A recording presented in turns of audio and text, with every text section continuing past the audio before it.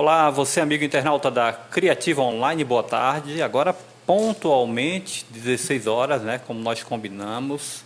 Estamos agora recebendo a psicóloga Gabriela Almeida em Amargosa, aqui no espaço, na Galeria Modelo, na verdade, na cidade de Amargosa, no centro. Eles cederam espaço para a gente realizar essa entrevista. É uma entrevista muito especial. Inclusive, todo internauta, Gabriela, pode interagir, pode participar conosco sobre os temas relacionados à psicologia. Gabriela aqui trabalha mais com os temas voltados para a mulher, mas atende toda a população, seja criança, seja homem, mas principalmente as mulheres. Se apresenta, Gabriela, são 10 anos de psicologia, já realizando trabalhos na região inteira, em toda a Bahia, né? Porque também em Salvador você faz um trabalho lá também nos últimos anos. Boa tarde, Ivanildo. Boa tarde a todos da Criativa Online. Eu espero que todos e todas estejam bem. Como o Ivanildo me apresentou, meu nome é Gabriela, sou psicóloga, me formei no ano de 2009, então já tenho 10 anos aí de experiência, né? E eu percebi durante a minha estrada profissional que quem me procurava mais eram as mulheres, né? Mas isso também não é uma coincidência. A gente sabe que a gente tem um terreno forte aí de que as mulheres elas se ocupam mais e se preocupam do autocuidado, elas são reforçadas também, Ivanildo, a desabafar. Então, elas buscam psicólogo, né? Então, é mais fácil para o grupo feminino falar sobre suas emoções, falar sobre sua vida, diferente do que acontece com os homens. Os homens não são ensinados culturalmente a falarem sobre suas emoções. Então, quando o público masculino vai e me procura, é porque ele já está acometido por alguma psicopatologia, principalmente transtornos mentais relativos ao trabalho, que dizem sobre ansiedade e depressão. São os transtornos que mais aparecem no consultório particular e em outros serviços também de saúde mental. Os homens que, inclusive, até pela questão de saúde de modo geral, não só psicologia, os homens são mais difíceis de ir para procurar um médico, para procurar uma especialidade, né? E a psicologia também é um exemplo desse. As mulheres, de fato, procuram mais se cuidar da saúde, cuidar da estética também, né? Isso é um fator incomum na sociedade brasileira, né? Sim, com certeza. A gente tem um cenário também brasileiro que é específico, né? Por mais que nós sejamos homens e mulheres em todos os locais do mundo, mas a gente tem também uma cultura, e eu trago mais para o Nordeste, né? O Nordeste, o homem é o quê? O cabra, né? O cabra da peste, que não adoece, que procura o médico em último caso. E a gente também a gente comete muitas vezes um grande erro ao pensar que saúde é apenas o silêncio dos órgãos, né? Isso não é saúde. Não é porque os órgãos não estão reclamando, nem que nada está acontecendo, é que você tem saúde. Então não existe, né? Não existe no nosso imaginário social, enquanto brasileiros, enquanto pessoas, de que nós temos que estar o tempo inteiro nos cuidando. Pois é. Agora fala, Gabriela, dos principais atendimentos que você faz em Mutuípe, em Amargosa, na região, ao longo desse tempo inteiro. Mas a maior procura.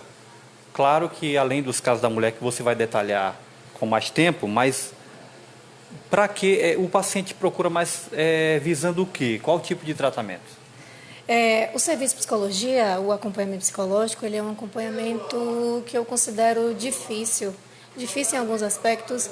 E em que sentido? Quando a gente vai no odontólogo, a gente vai no médico, a gente se queixa geralmente de uma dor, de algum sintoma, um coração acelerado, um dente que está doendo, e a gente vai, faz procedimento, a gente paga por ele, e a gente sai de lá com alguma resposta ou com algum procedimento já realizado. Mas o acompanhamento psicológico, ele não é assim, né? Ele precisa de um acompanhamento, ele requer uma continuidade. Isso também acaba por impedir que muitas pessoas continuem em terapia, né? Porque terapia, tem terapeutas que eu conheço, e eu já ouvi histórias durante a minha profissão de pessoas ficarem 10, 15, 20 anos realizando terapia. É claro que existe também as demandas e o estilo dos psicoterapeutas, mas é um tratamento longo e por isso é um tratamento que é considerado caro e dispendioso e muitas vezes perde o sentido para aquela pessoa que está fazendo. Então, aproveito para falar aqui para as pessoas não desistirem quando elas começarem a realizar esse acompanhamento, né? Que elas invistam. Respondendo à tua pergunta de modo mais direto, durante esses 10 anos em que eu atuo na área, eu fui delineando a minha carreira em consultórios particulares inicialmente e depois nas políticas públicas de saúde e da assistência social. Então, eu pude me deparar com mulheres em realidades distintas. Então, nós estamos aqui no interior, sua região, Ivanildo, São Miguel das Matas, Amargosa, Santo Antônio de Jesus, o Vale do Jequitinhonha em geral, Mutuípe, Laje, Valença. Isso foi algumas das cidades que eu trabalhei nos últimos 10 anos. E, assim, a gente vive no interior, a sensação que eu tenho é que nós temos uma vida um pouco equânime, né? As disparidades econômicas não são tão gritantes quanto numa capital, não é verdade?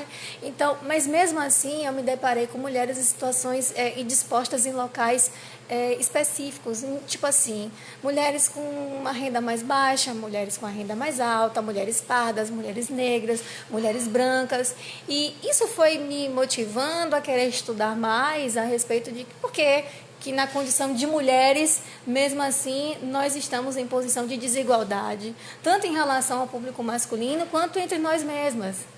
E isso foi delineando e foi fazendo com que eu buscasse aprofundar meus estudos, realizando um curso de mestrado e agora fazendo um doutorado na Universidade Federal da Bahia, estudando a saúde da população, né?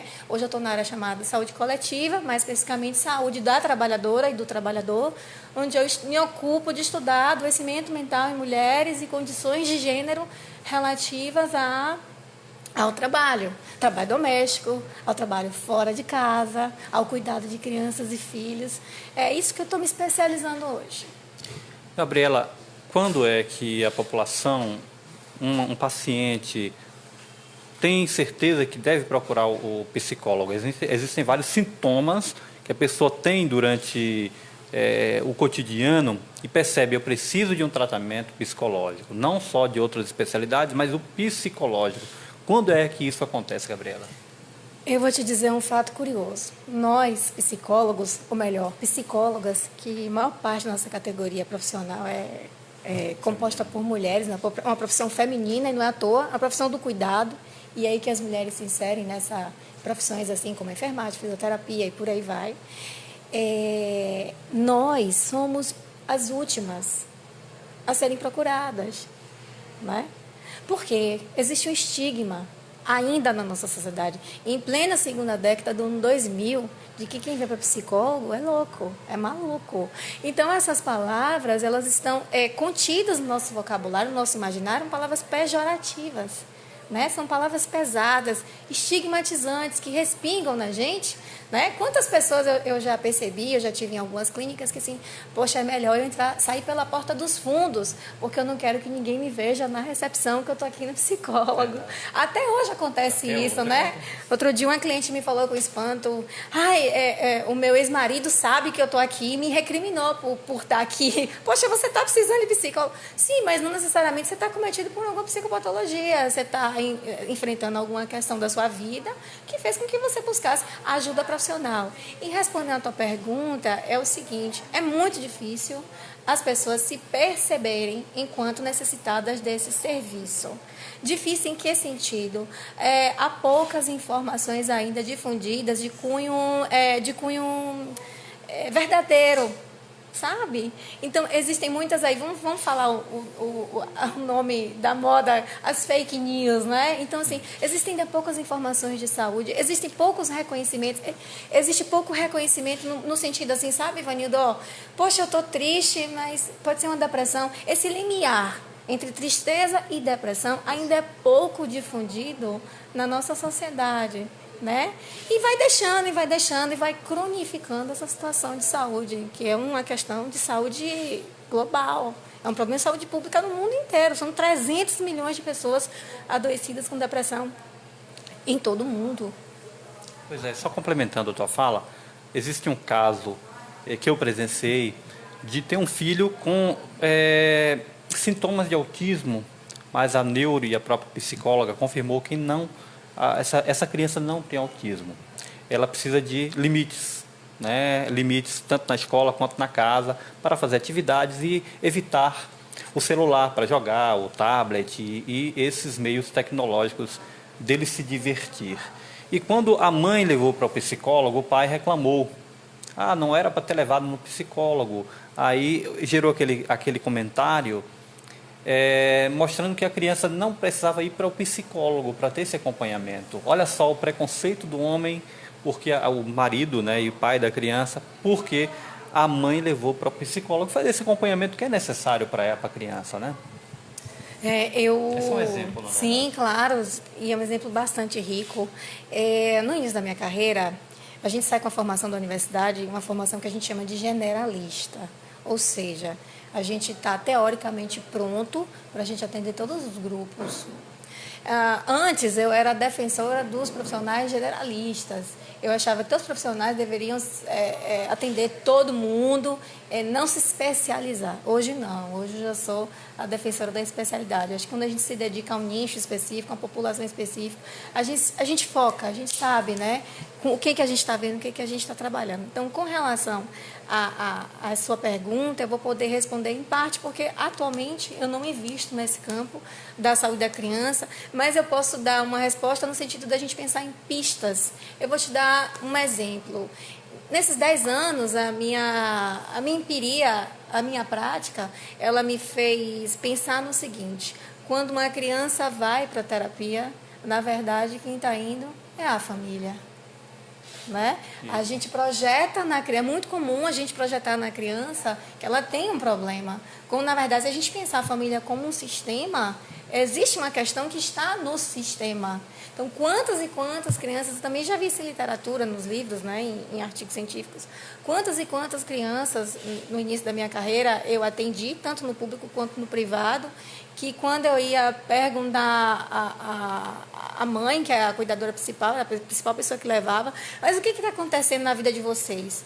Saía sintomas de um casamento, violência doméstica, né? Separação, traição. Então, assim, é um sintoma familiar que está ali, ó, está no ar da família, não está em alguém. É claro que tem psicopatologias em crianças que precisam ser diagnosticadas.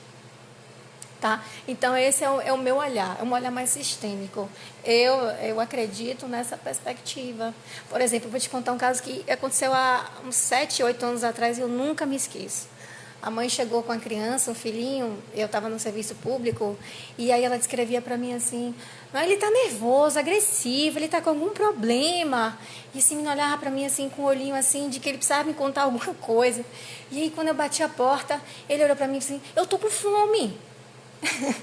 Né? Então, eu estava no serviço público atendendo uma demanda de pessoas em situação de vulnerabilidade, onde a agressividade e o nervosismo dele se dava porque o pai tinha separado dessa mulher e não estava provendo essa criança. Então, vamos alimentar primeiro essa criança para depois começar o atendimento. E aí ele abre a boca e diz: olha o que acontece com minha família, meu pai não pagou minha feira, minha mãe não trabalha. Uma criança de 7 anos abre e te conta tudo isso. Conta tudo isso.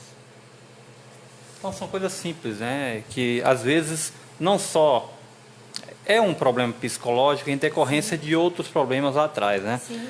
Só lembrar rapidamente, nós estamos ao vivo aqui ainda, que você, internauta, pode deixar algum recado, deixar alguma pergunta para a psicóloga Gabriela, para a gente responder aqui ao vivo, ainda nesse tempo que nós estamos fazendo essa matéria especial sobre alguns assuntos psicológicos relacionados principalmente às mulheres, né? E nesses casos, Gabriela, alguns dos problemas psicológicos é a questão também do preconceito, né? Não só preconceito de cor, de pele, de classe social, mas também tem a questão do trabalho, o assédio moral, né? Vários aspectos que influenciam bastante nos problemas psicológicos das mulheres, né? Sim, às vezes a gente abre o Instagram, as redes sociais, e a gente vê algumas pessoas, é muito mimimi, né? O que é esse mimimi? Me soa como se as pessoas estão reclamando demais, as pessoas estão muito, muito sensíveis a coisas que aconteciam há anos atrás, as pessoas estão reclamando. Não é mimimi. Quando a população negra, ela reivindica um tratamento em saúde, um tratamento no social, um tratamento nas instituições, isso não é mimimi. Gente, olha, a saúde coletiva hoje, ela já destaca como marcadores sociais de desigualdades em saúde, produtoras de doença, raça, que é um conceito, que é um construto criado socialmente, raça, etnia, gênero, tá? e outras condições que não são tão permanentes como essas, nas temporárias. Questões de deficiência, questões de encarceramento, população aprisionada. Então, isso são marcadores de saúde, né, que, quando interseccionados, quando misturados, sobrepostos, aí tem teoria para estudar isso. Tem muita gente em saúde hoje, grandes corporações, grandes pesquisadores estudando isso no mundo inteiro, como raça, gênero, etnia, cor da pele, como tudo isso produzem mais HIV, menos HIV, mais Zika vírus, menos Zika vírus, e por aí vai. Verdade. E com relação ao trabalho, o que se destaca, eu vou falar algo que me chama muita atenção aqui na nossa região. Talvez vocês concordem comigo. A predominância de professores aqui da rede municipal e estadual de ensino, federal também, né, mais recente essa entrada das universidades na nossa região. Mas, para a gente ficar atento, são as professoras que mais sofrem, né? Qual é as 3 principais causas de afastamento de servidores públicos? E vamos pensar aqui que o maior tipo de concurso público que a gente tem aqui na região é na educação, né? Vamos pensar. Primeira causa, saúde mental, depressão e ansiedade. Também questões relacionadas ao assédio moral que produzem isso. Eu conheço várias pessoas acometidas por essas questões em virtude desses acontecimentos. Segundo, doenças osteomusculares, as LER, DOR, tipo esforço repetitivo, né? O professor que está ali subindo e descendo o braço e fazendo outros movimentos no computador hoje em dia. E a terceira causa maior de afastamento é o câncer, acometendo em maior parte as mulheres, principalmente o câncer de mama, né? Isso não são dados inventados, gente. Você pode fazer uma pesquisa aí, que você vai encontrar as principais causas de adoecimento em trabalhadores, servidores públicos. Mas eu estou puxando a sardinha aqui para os professores, que é a nossa realidade. É o que a gente vive. Isso, e ainda junto às professoras, né, Ivanildo, levam as tarefas para casa, corrigem, ainda tem que lidar, elas se queixam também muito dessa questão do comportamento dos adolescentes na atualidade, das crianças, e elas ainda têm que coadunar essas tarefas fora de casa com as tarefas dentro de casa. E tem também as questões da acústica, não é? A acústica das salas e outras realidades aí, que a gente, se parar um pouquinho para conversar com o professor, a gente vai ouvir uma infinidade de situações. Principalmente, você está falando a questão da educação, mas a mulher hoje em dia, a mulher brasileira, a maior parte delas, não todas, claro que tem muitas exceções, mas a maior parte delas são trabalhadoras, são mulheres que não são mais donas de casa apenas. Ela trabalha fora e cuida também da casa, cuida do seu marido, cuida do seu filho, cuida dos afazeres domésticos. Então, acarreta muita coisa na sua cabeça e aí sim tem problemas psicológicos também, né? Sim, não sei se vocês já ouviram falar nos TM6, os transtornos mentais comuns. São aqueles transtornos que eles não têm uma identificação específica nem no CID-10, que é aquele livro que o médico usa, né, os profissionais de saúde usam para diagnosticar doenças, identificar doenças. Aí você vê lá no seu relatório CID-1, CID-11, enfim. E o DSM, né, que já está na sua versão 5ª, né, 5, DSM-5, que é o diagnóstico de doenças mentais, que a gente vê também esses números lá. O F32, F32.3, né, identificando doenças. Ai, desculpa, me esqueci a pergunta, ele fez, acabei me Eu falei da carga de trabalho da mulher, tanto fora de casa quanto em casa também, né? Cuidar de tudo, né? Aí causa problemas psicológicos. Recordei. E aí vem os TM6, que não estão aí muito bem delimitados nessas categorias de depressão e ansiedade, que eles se constituem por irritabilidade, insônia, esquecimento, né? Perda da memória, fadiga. Estudos realizados em Feira de Santana, por até uma professora minha, a professora Tânia Araújo, ela identificou, né, junto com outros pesquisadores, que o trabalho doméstico, né, ele tem relação direta com a ocorrência dos TM6. Aí você me pergunta, por quê? O que é o trabalho doméstico? Você vai lavar, você vai limpar, você vai passar roupa, você vai cozinhar todos os dias. Então, é uma tarefa que, além de ser invisibilizada, é uma tarefa solitária, que muitas vezes a pessoa está ali fazendo sozinha. Ela vai fazer aquele trabalho todo dia. Aquilo faz parte da rotina. Aquilo é economia da casa, sabe? Porque para alguém sair para trabalhar, a casa tem que estar limpa, a roupa tem que estar lavada, a comida tem que estar na mesa. Você sabia que o trabalho doméstico hoje ele corresponde a 11% do produto interno bruto do Brasil? E é um trabalho invisibilizado, que as pessoas não enxergam como produtivo, como economia. Verdade. Pois é, está explicado. Mas são várias questões relacionadas psicologia dos homens, mas principalmente das mulheres, com relação também a relacionamentos com a família, relacionamento conjugal, né, ciúmes aqui, algumas relações que causam problemas psicológicos, né, mas também, além dessa relação com a família, relação conjugal, e também tem a competição entre mulheres, né? A mulher quer sempre ser melhor que a outra, assim do ponto de vista estético, quer sair na rua, eu quero estar bem, né? Bem visível, estar com a roupa nova, estar com o cabelo, né? Tenho que ir no salão, tenho que me cuidar para mostrar que eu sou melhor que a outra. Esse também é um problema geral, né? A maioria das mulheres são dessa forma, né? Sim, verdade. Eu aproveito aqui para falar que eu tenho um canal no YouTube, que é o hashtag Sala de Terapia, né? Jogo da Velha, tudo junto, Sala de Terapia, e um perfil no Instagram. E recentemente, Ivanildo, eu gravei um vídeo falando sobre isso, né? Uma pergunta: as mulheres competem entre si? E aí tem uma autora, que o sobrenome dela é Zanello, na psicologia, que ela vai falar um pouquinho sobre como é que a gente vira mulher, como é que a gente se constitui enquanto mulher. E aí a psicologia fala muito sobre subjetividade. Grosso modo, o que é subjetividade? É o eu. Como é que o eu de Ivanildo se constituiu, o eu de Gabriela, o eu de A, de B, de C, de D. Então, de um modo geral, socialmente falando, as mulheres elas se constituem, a sua subjetividade, o seu eu, sobre dois processos. O primeiro deles é o casamento. E o segundo deles são os filhos. Para a gente falar de competição, a gente não pode perder de vista essas duas esferas de subjetivação aí, né? E aí, se a mulher, ela se constitui enquanto mulher, ela já está no script social de que ela é uma mulher que está atraente aos olhos dos homens, ela vai sim, dentro dessa comunidade do mulherio, da mulherada, buscar se destacar. Só que a Zanello também fala de uma coisa muito interessante, a gente vai voltar a falar de preconceito de novo. A Zanello fala das prateleiras do amor, que é como se durante o exercício desse processo de objetivação, na busca por um casamento, a constituição de uma família, mulheres estivessem dispostas como mercadorias. Mas as brancas estarão nas prateleiras melhor posicionadas. Cima, né?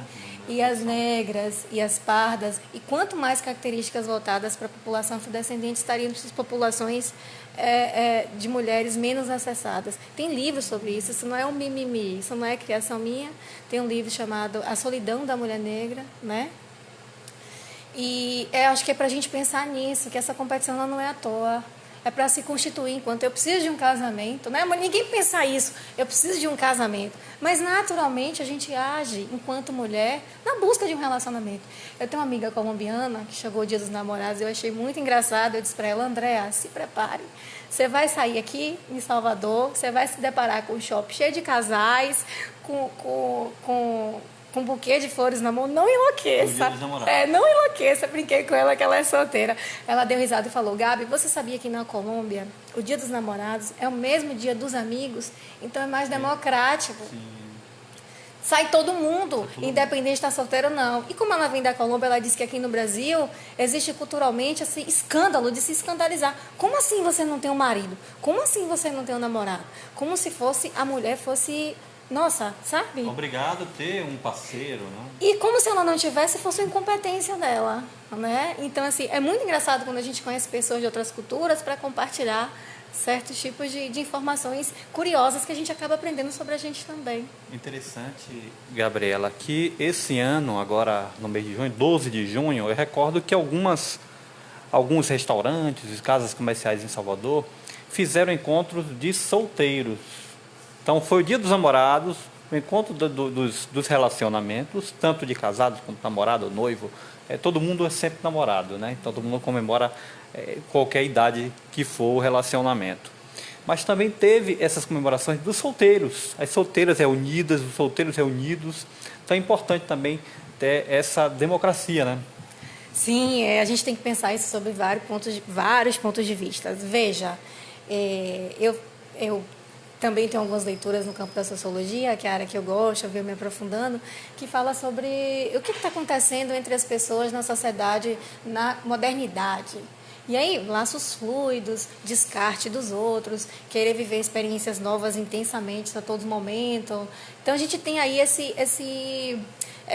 esse cenário aí social nos relacionamentos, laços fluidos, né? Frouxos. E a gente aí abre a televisão, liga a televisão e a gente vê, por exemplo, já vi notícias em São Paulo, cresce o número de vendas de apartamento pequenos para solteiros, uma pessoa só. Então a gente vê também um pouco de, não sei se eu posso chamar de solidão das pessoas, mas também até de um próprio desejo de quererem se manter sozinhas, né?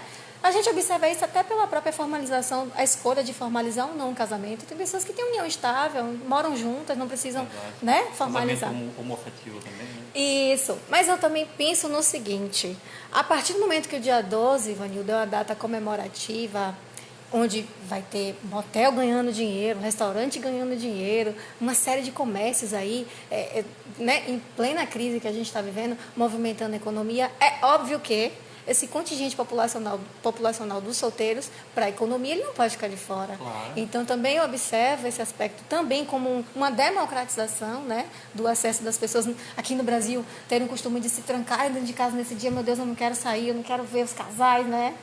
Mas também... De uma forma comercial, né? Isso. Aproveitaram para utilizar de forma comercial também essa data, né? Isso. Então, aproveitando todo mundo, quem tem um relacionamento e quem não tem, né? Isso, mas eu acho muito bacana, porque assim, você não tem um relacionamento hoje, é uma escolha, né? É uma escolha. E também são as condições, não é culpa de ninguém. Claro.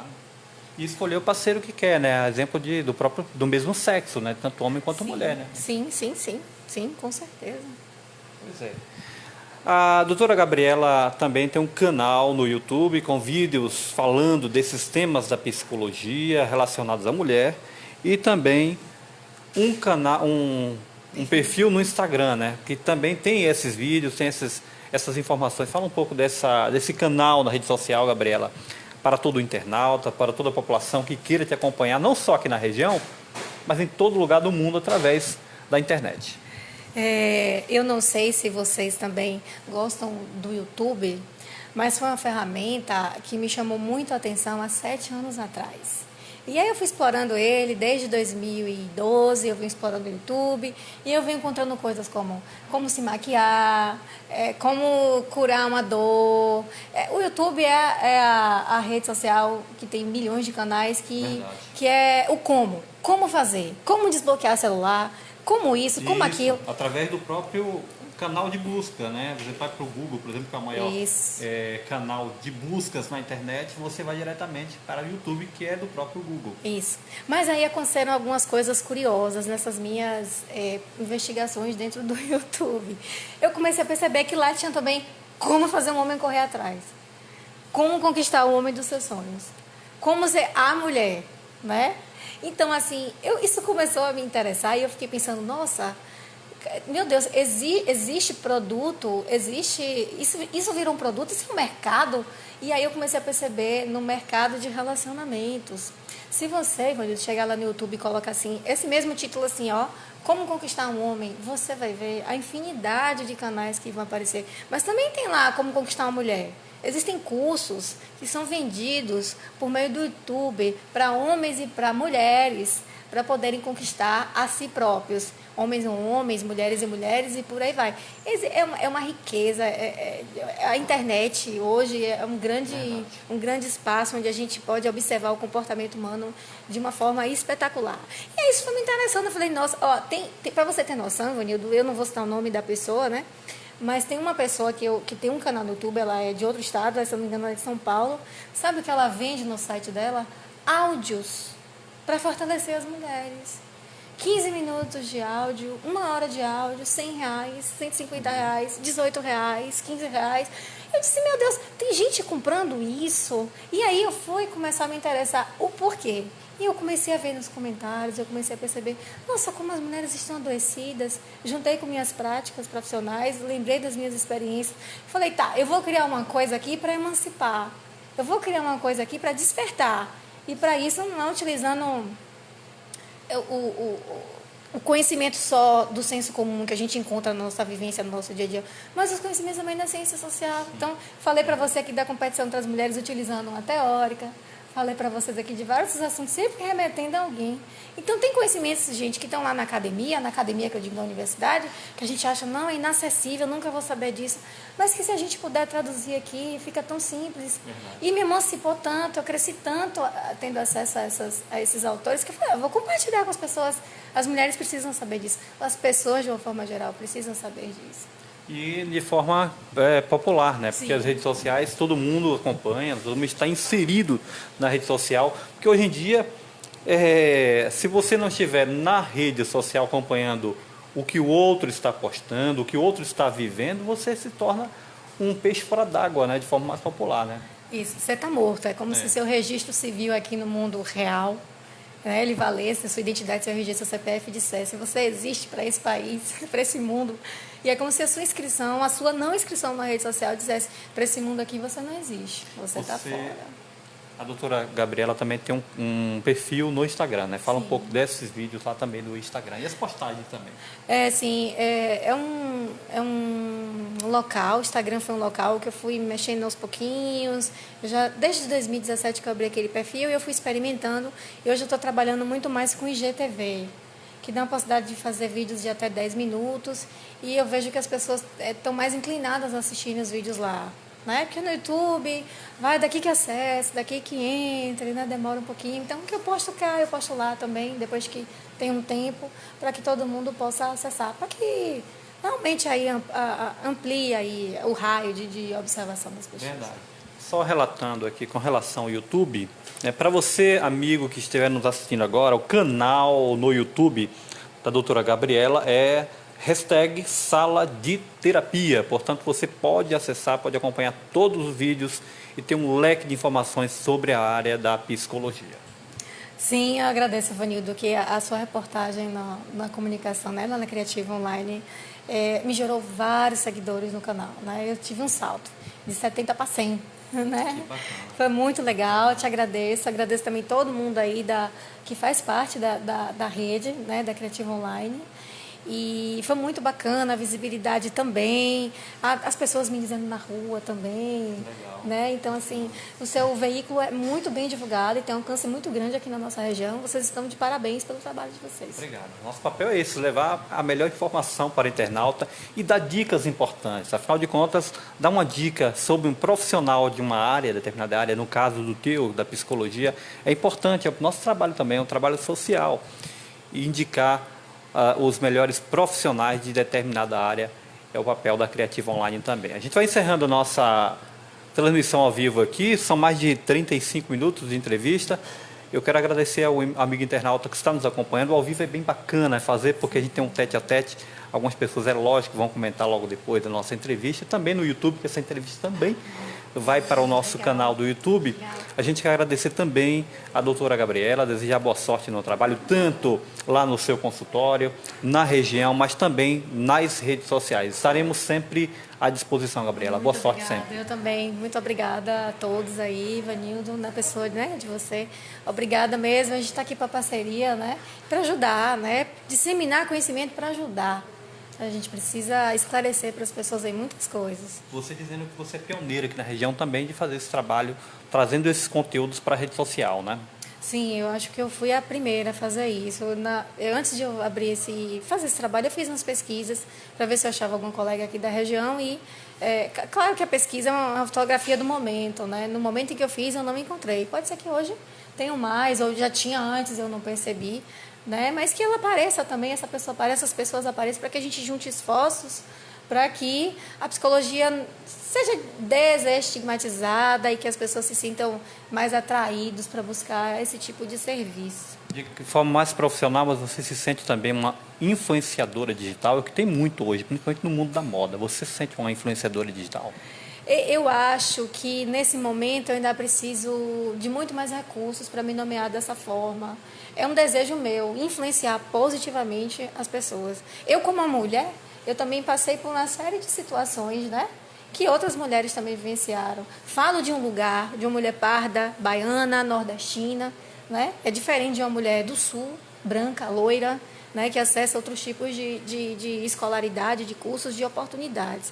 Então, como mulher, né, eu acho que influenciar positivamente as mulheres do interior, da minha região, esse meu entra e sai de Salvador, ir e vir, me deu um monte de insights, de pensamento a respeito de quem a gente é, de como a gente se comporta. E o que a gente pode dizer, o que a gente pode fazer para a gente crescer.